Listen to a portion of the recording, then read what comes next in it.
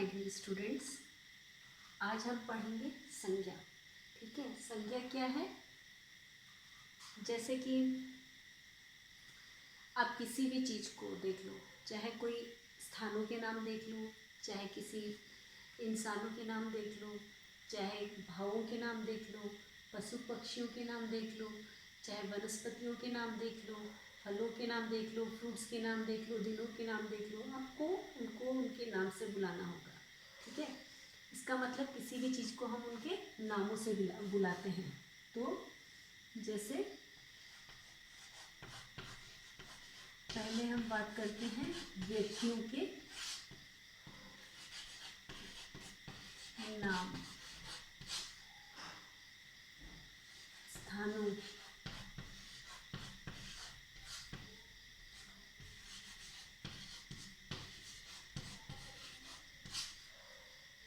तो व्यक्तियों के नाम बताइए आप। व्यक्तियों के नाम, आपके कोई मित्रों के नाम, मम्मी पापा का नाम, चाहे मम्मी पापा ही बोल दो, माता पिता, आपकी सहेली का नाम,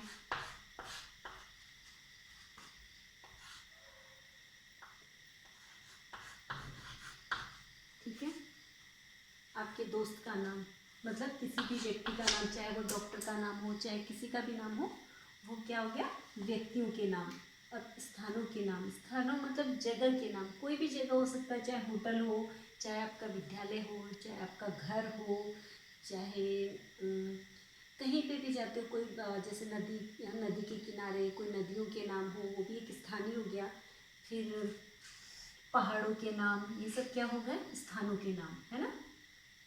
बड़े शहरों के, जिलों के, प्रांतों के नाम, ये सब क्या हो गए?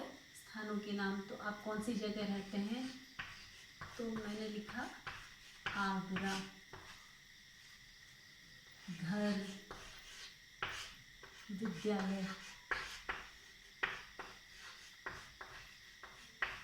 ये स्थानों के नाम हो गए। अब बात करते हैं वस्तुओं के नाम।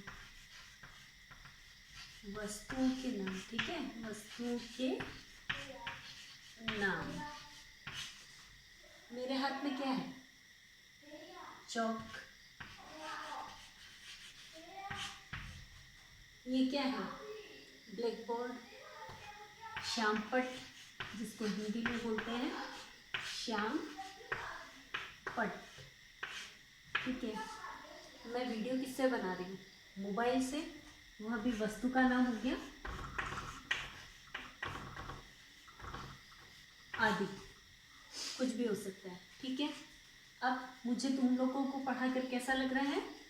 मुझे तुम लोगों को पढ़ाकर खुशी मिल रही है। तो ये मेरे क्या चीज़ों के नाम है? भावों के नाम है, मेरी फीलिंग्स के नाम है। ठीक है ना। तो ये कौन सी? भावों के नाम। अब हम बात करेंगे भावों के नाम। मुझे तुमको पढ़ा के बहुत खुशी हो रही है। ठीक है, तो खुशी क्या है? भावों के नाम। तो खुशी हो गई, जैसे बचपन, बचपन में हम ऐसा किया करते थे। ठीक है, तो बचपन में आप ऐसा करते थे, तो बचपन, आप उस अवस्था को नाम देना पड़ रहा है, उस स्थिति को एक नाम देना पड़ रहा है। तो उस स्थिति का नाम क्या था? बचपन। बचपन में आप बहुत खुश मिजाज थे, तो ये एक अवस्था का नाम है। तो ये भी क्या है? भाव के नाम है। ठीक है, तो इस तरह से हम लोगों ने अभी चार चीज़ों के, हमने नामों को चार चीज़ों में डिवाइड किया है: व्यक्तियों के नाम, स्थानों के नाम, वस्तुओं के नाम और भावों के नाम। अब हम संज्ञा के भेदों के बारे में बात करेंगे। इसका मतलब हमें भी क्या समझ में आया कि किसी भी चीज़ का नाम, किस किस का नाम, चाहे वह व्यक्ति का नाम, किसी, तो आप इसकी डेफिनेशन खुद बना सकते हैं संज्ञा नाउन की, जो कि आप हमेशा क्लास 1 से पढ़ते आ रहे हैं, तो आप सभी जानते हैं। तो किसी भी, मेरे साथ सभी बोलेंगे, किसी भी व्यक्ति, स्थान, वस्तु या भावों के नामों को हम क्या कहते हैं? संज्ञा। सभी साथ में बोलेंगे, किसी भी व्यक्ति, वस्तु, स्थान व भावों के नाम को हम संज्ञा कहते हैं। और डेफिनेशन लर्न करने की जरूरत नहीं है, डेफिनेशन अपने आप बनानी है सबको, क्योंकि जब भी आप किसी चीज़ को समझ लेते हो तो उसका डेफिनेशन बनाने में ज़रा सी भी कठिनाई नहीं होगी आपको। ठीक है, ये समझ में आया। किसी भी व्यक्ति, वस्तु और स्थानों के नामों को हम क्या कहते हैं? संज्ञा। अब हम संज्ञा के भेद पढ़ेंगे। भेद मतलब टाइप्स, है ना, नाउन, टाइप्स ऑफ नाउन। तो अब संज्ञा को 3 भेदों में बांटा गया है। कोई बता सकता है? ठीक है, चलो मैं बताती हूँ। सबसे पहले व्यक्तिवाचक संज्ञा। ठीक है, व्यक्ति, जैसा कि नाम से ही पता पड़ रहा है, किसी विशेष व्यक्तिवाचक संज्ञा। ठीक है, अब दूसरी संज्ञा का भेद है जातिवाचक संज्ञा, मतलब पूरी, जिसमें पूरी जाति का बोध होता है। ठीक है, जातिवाचक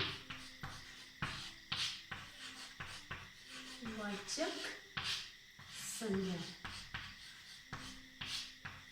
और हमारी जो फीलिंग्स होती है उसको कौन सी कैटेगरी में डिवाइड किया गया है? भाववाचक संज्ञा में। भाववाचक संज्ञा। ठीक है, संज्ञा। अब एग्जाम्पल दीजिए आप। आपकी कोई भी फेवरेट खिलाड़ी हो गया, कौन से? क्रिकेट का खिलाड़ी विराट कोहली,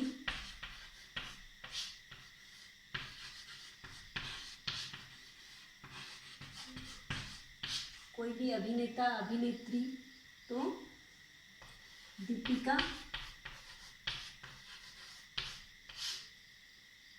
ठीक है। और किसी भी अध्यापक, माता पिता, कोई भी डॉक्टर, किसी का भी नाम अगर नाम से आप बुलाते हैं तो वो क्या होगा? व्यक्तिवाचक संज्ञा की कैटेगरी में आएगा। समझ में आया? मतलब जो किसी विशेष जाति या जाति का बोध कराता है वह क्या कहलाता है? सॉरी, किसी जाति का नहीं, जाति के किसी विशेष व्यक्ति, वस्तु या स्थान का बोध कराता है वह क्या कहलाता है? व्यक्तिवाचक संज्ञा। मतलब कोई विशेष स्थान भी होगा तब, जैसे स्कूल कहा तो स्कूल में तो कोई भी स्कूल हो सकता है, ठीक है, तो वो जाति के अंदर आ जाएगा स्कूल। पर उसी के विपरीत अगर मैंने स्कूल का नाम लिया, जैसे गुरुकुल ग्लोबल एकेडमी, तो वो क्या हो गया? आपका व्यक्तिवाचक संज्ञा हो गया।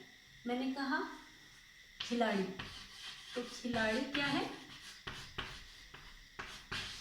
इसमें तो कोई भी खिलाड़ी आ सकते हैं, सारे ही खिलाड़ी आ गए, जो भी खेलने वाले हैं सभी खिलाड़ी है, तो ये पूरी जाति का बोध करा रहा है। ठीक है, तो ये खिलाड़ी जाति का बोध करा रहा है। और विराट कोहली क्या हो गया? वो जाति के एक विशेष व्यक्ति का बोध करा रहा है। ठीक है, तो इसलिए इसको व्यक्तिवाचक संज्ञा, और ये पूरी जाति का बोध करा रहा है इसलिए इसको जातिवाचक संज्ञा। ठीक है, ये अभिनेत्री, तो कोई भी अभिनेत्री हो सकती है, कोई भी एक्ट्रेस हो सकती है कि नहीं? कोई भी एक्ट्रेस में कोई भी हो सकता है, एक्ट्रेस बोलने से कोई भी एक्ट्रेस हो सकता है, बट मैंने दीपिका बोल दिया तो ये विशेष एक्ट्रेस के बारे में बात हो रही है, तो ये व्यक्तिवाचक में हो गया। इसके विपरीत अभिनेत्री लिखा है तो ये जातिवाचक संज्ञा के अंतर्गत आएगा। ठीक है, और जैसे खेल क्या हो गया? संज्ञा है जातिवाचक, कोई भी खेल हो सकता है ना, बट मैंने कहा क्रिकेट, तो ये विशेष खेल की बात हो रही है तो ये व्यक्तिवाचक हो गया।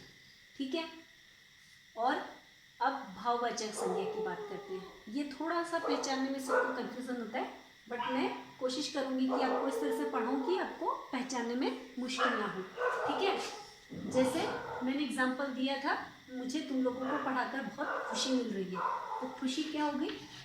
खुशी मुझे क्या मिल रही है, खुशी मिल रही है, एक नाम है ना, मेरी फीलिंग का नाम है कि मुझे कैसा लग रहा है तो उसको पढ़ा के खुशी मिल रही है, तो ये खुशी क्या है, ये नाम है, भाववाचक संज्ञा हो गई। ठीक है, इसी तरह से बहुत सारे एग्जाम्पल हैं, हरियाली, बचपन, बुढ़ापा, जवानी, तो ये सब क्या हो गया, ये हो गए आपकी भाववाचक संज्ञा, जिसमें आपके फीलिंग्स के बारे में पता पड़ता है।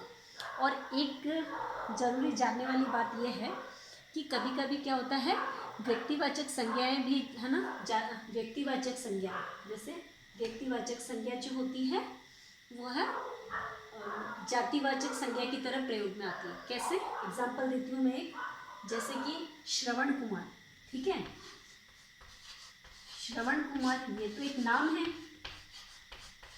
हम जानते हैं श्रवण कुमार को, कौन, वो अपनी पितृभक्ति, मातृ पितृभक्ति के लिए प्रसिद्ध थे। ठीक है ना, तो अगर हम इस सेंटेंस को इस तरह से लिखें कि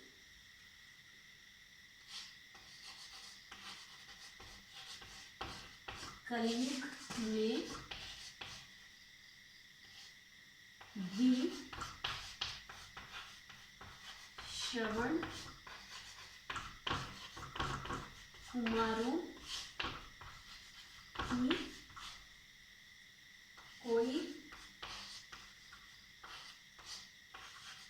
कमी नहीं, कलयुग में भी श्रवण कुमारों की कोई कमी नहीं। तो यहाँ पे ये श्रवण कुमार क्या हो गया, ये कॉमन नाउन की जैसे काम में आ रहा है। कॉमन नाउन मतलब जातिवाचक संज्ञा की तरह प्रयोग में आ रहा है। समझ में आया, ये नाउन क्या हो गया, नाउन ये हो गया प्रॉपर नाउन, ये कॉमन नाउन, ये एब्स्ट्रैक्ट नाउन। समझ में आया यहाँ तक, क्लियर। तो मैंने क्या बोला, कभी कभी क्या होता है, व्यक्तिवाचक संज्ञा भी जातिवाचक संज्ञा की तरह प्रयोग में आती है। ये डिपेंड करता है सेंटेंस किस तरह से है। तो आप लोग कंफ्यूज नहीं होंगे कोई भी बच्चे। देखो श्रवण कुमारों लिखा हुआ है यहाँ पे, एक तो प्लूरल हो गया, पहली बात तो ये कि कोई कमी नहीं है, मतलब बहुत सारे हैं, एक नहीं है पर्टिकुलर। समझ में आया। इसी तरह से आप और भी एग्जाम्पल खुद से ढूंढेंगे और लिखेंगे। इसी तरह से एक और जानने की बात है, जिस तरह से व्यक्तिवाचक संज्ञा जो है वो जातिवाचक संज्ञा की तरह काम हो रही है, वैसे ही जातिवाचक संज्ञा कभी कभी क्या होता है, व्यक्तिवाचक संज्ञा की तरह प्रयोग में आती है। कैसे, उसका भी एग्जाम्पल लेते हैं। सभी जानते हैं चाचा नेहरू जी को, ठीक है।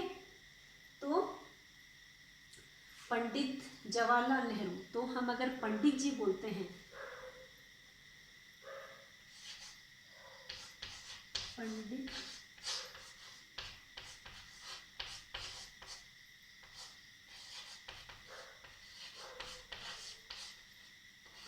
बच्चों के चहेते थे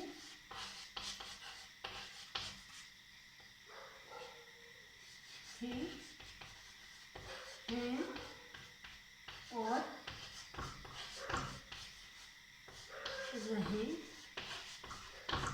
रहेंगे। ठीक है, तो यहाँ पंडित जी, कौन से पंडित जी, हमें समझ में आता है चाचा नेहरू जी। ऐसे पंडित जी तो कॉमन नाउन हो गया, जातिवाचक संज्ञा है, बट यहाँ पे किस तरह से प्रयोग में आ रहा है, व्यक्तिवाचक संज्ञा के हिसाब से काम में आ रहा है, मतलब प्रॉपर नाउन की जैसे काम में आ रहा है। प्रॉपर नाउन कैसे हो गया, इसमें पंडित जी कौन से, जवाहरलाल नेहरू जी के बारे में बात हो रही है, ये समझ में आता है। तो यहाँ तक सबको समझ में आए, कोई भी कंफ्यूज नहीं होंगे। इस तरह के सेंटेंस आने से थोड़ा सा अपना दिमाग यूज़ करिए, क्योंकि ग्रामर ऐसी चीज़ है जिसको समझना पड़ता है, याद करने की चीज़ नहीं है, समझने की चीज़ है। आप जितना समझ के पढ़ोगे आपको याद रह जाएगी।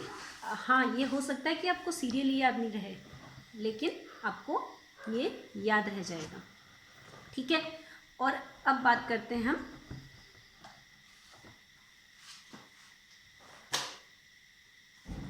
और भेदों की। अंग्रेजी में संज्ञा को दो भागों में बांटा गया है, कौन कौन सा, कलेक्टिव नाउन और मटेरियल नाउन। तो कलेक्टिव नाउन क्या हो गया, समुदाय वाचक संज्ञा और द्रव्यवाचक संज्ञा। कौन सी संज्ञा, समुदाय वाचक संज्ञा, और दूसरा क्या हो गया, द्रव्य, द्रव्यवाचक। द्रव्य मीन्स वस्तु, है ना, तो मटेरियल, द्रव्यवाचक संज्ञा। मतलब इसमें कोई भी मटेरियल हो सकता है। बताइए कोई एक दो एग्जाम्पल। ठीक है, जैसे ये मैंने बैंगल किसका पहन के रखा है, गोल्ड का, तो सोने का, तो सोना। अब तो आपको समझ में आई गया होगा। चांदी, ये सब क्या है, द्रव्यवाचक संज्ञा। ठीक है, इसी तरह से समुदाय, समुदाय क्या हो गया, एक ग्रुप के बारे में बात कर रहे हैं। ठीक है ना, जैसे कि सेना, आप कहीं एक जगह जमा हो जाते हो तो झुंड हो जाता है ना, तो झुंड, ये सब क्या हो गया, समुदायवाचक। क्या है, सेना।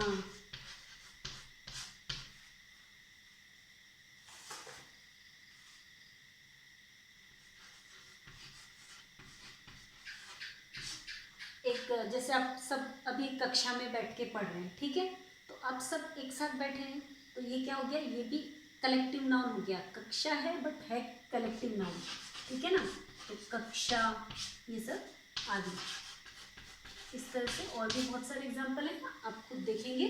और इसी तरह से जैसे मैंने फ्लो चार्ट बनाए हैं, आप लोग सब अपनी कॉपी में इस तरह से फ्लो चार्ट बना लेंगे, ताकि आपको ये चीज़ क्लियर रहेगी। आपको पूरा चैप्टर खोल के नहीं पढ़ना पड़ेगा। ठीक है ना, तो आप जो भी चैप्टर मैं पढ़ाती हूँ उसको दोबारा से अपनी कॉपी में लिखें और उसको प्रैक्टिस करें। इस तरह से ही फ्लो चार्ट बना लें और लिखने की आदत जरूर डालिए, नहीं तो आप फिर से भूल जाएंगे। अब बात करते हैं संज्ञा, किस तरह से भाववाचक संज्ञाएं बनाई जाती है। भाववाचक संज्ञाएं बनाई जाती है 5 तरह के शब्दों से। ठीक है,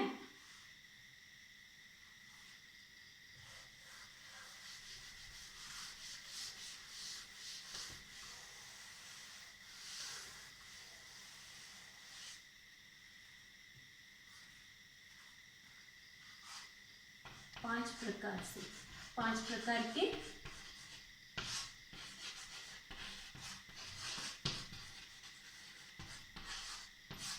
शब्दों से क्या बना रहे हैं हम लोग, भाववाचक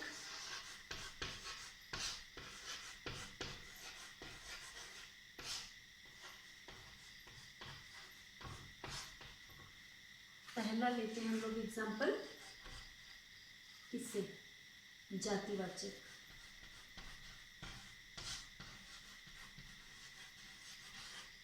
जातिवाचक शब्द से। ठीक है, जातिवाचक का हम लोग एग्जाम्पल लेते हैं, जैसे कि बच्चा, सॉरी इधर लिखते हैं हम लोग, बच्चा। बच्चा से क्या बन गया, क्या हो सकता है बताइए, मैंने पहले भी पढ़ाया था, यस, बचपन। ठीक है, तो समझ में आया। इस तरह से जातिवाचक बहुत सारे एग्जाम्पल आप ले सकते हैं, जैसे शेषवावस्था ना, तो शिशु से शेषवा। ठीक है, इसी तरह से और भी बहुत सारे हैं, पशु से पशुता। ठीक है, पशु से मतलब पशु से क्या बन गया, भाववाचक संज्ञा पशुता।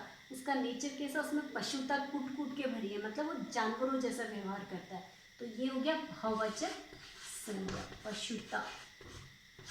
ठीक है, ये एग्जाम्पल है और आप देख सकते हैं, लड़का, लड़कपन। अब हम बात करते हैं नेक्स्ट सर्वनाम से। सर्वनाम कौन से शब्द होते हैं, क्या आप जानते हैं? संज्ञा के बाद हम सर्वनाम ही पढ़ेंगे, बट अभी इन शॉर्ट में बता देती हूँ। सर्वनाम जो संज्ञा के जगह पर आते हैं उसे क्या कहते हैं, सर्वनाम कहते हैं। ठीक है ना, तो जैसे कि अपना, इसका क्या हो सकता है, इसका क्या बन गया, अपनापन। उसमें बहुत अपनापन है ना, तो ये क्वालिटी है ना, तो ये क्या हो गया, भाववाचक संज्ञा। जैसे अहम, इसका क्या बन जाएगा? अहंकार।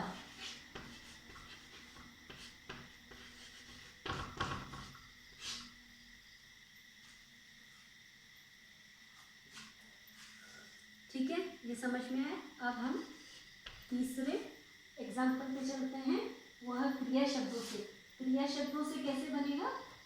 जैसे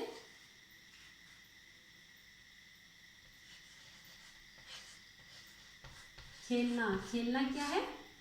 क्रिया है कि नहीं? खेलना क्या है? क्रिया।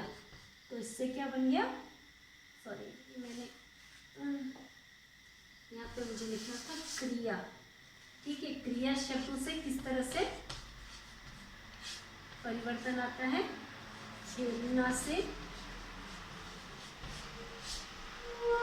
क्या हो गया? खेल।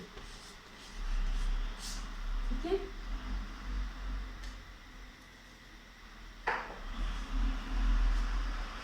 सिलना से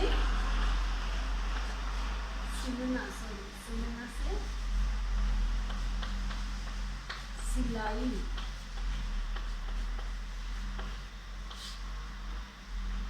हंसना से हंसना क्या है? हंसना एक क्रिया है। हंसना पता है ना, मतलब कुछ भी जो भी हम काम करते हैं वो सब क्या कहलाती है? क्रिया, वर्ब। ठीक है, तो हंस, तो ये क्या हो गया? ये सब भाववाचक संज्ञा हो गई। ठीक है, अब बात करते हैं हम विशेषण शब्दों से। विशेषण क्या हो गए? जो विशेषता बताने वाले शब्द। ठीक है, मैं ये रब कर रही हूँ, अगर किसी को इसका फोटो लेना है तो आप ले सकते हैं।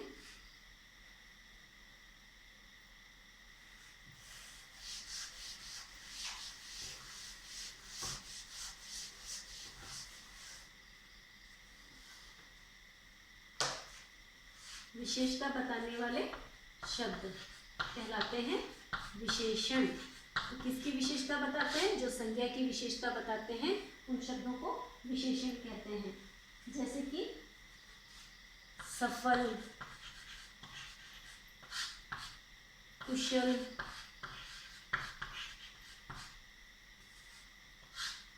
इनसे क्या बन जाएगा?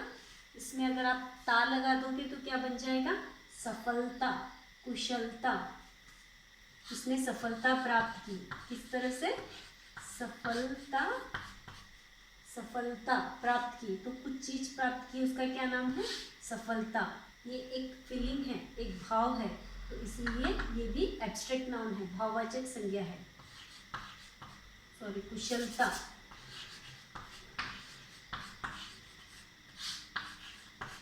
ठीक है, इसी तरह से जैसे खट्टा, मीठा, तो खट्टा का क्या हो जाएगा? खटास। मीठा का क्या हो जाएगा? मिठास। ठीक है, इस तरह से बहुत सारे लिख देती हूँ। अच्छा चलो, खट्टा, इससे क्या बन गया? खटास। उसके मन में मेरे प्रति बहुत खटास है ना, मतलब अच्छा फीलिंग नहीं है ना। मीठा, मीठा ना, मिठास। इसकी बातों में बहुत ही मिठास है ना। कोई बहुत अच्छा बोलता है तो हम बोलते हैं ना उसकी बातों में बहुत मिठास है। तो यहाँ मिठास क्या है? एब्स्ट्रैक्ट नाउन है, ये भाववाचक है। उसकी किस तरह की बात है? मिठास है। तो उसका नाम बता रहा है कि वो कैसा है, उसमें मिठास है। ठीक है, समझ में आया? अब अव्यय। अव्यय का अव्यय क्या हो गए? अविकारी शब्द। अव्यय से किस तरह से हम लोग भाववाचक संज्ञा बनाते हैं? जैसे तीव्र, तीव्र से तीव्रता।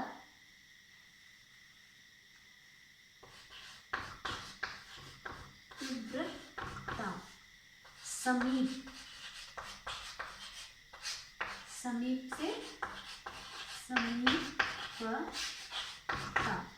ये सब चीज याद करने की नहीं है, आप जब समझोगे अपने आप ही इसको बदल सकोगे। याद कभी भी मत करो, समझने की कोशिश करो कि क्या चीज है। भाववाचक संज्ञा क्या होगी? जब किसी फीलिंग्स को आप एक्सप्रेस करते हो तो उसको भी तो नाम देना होगा।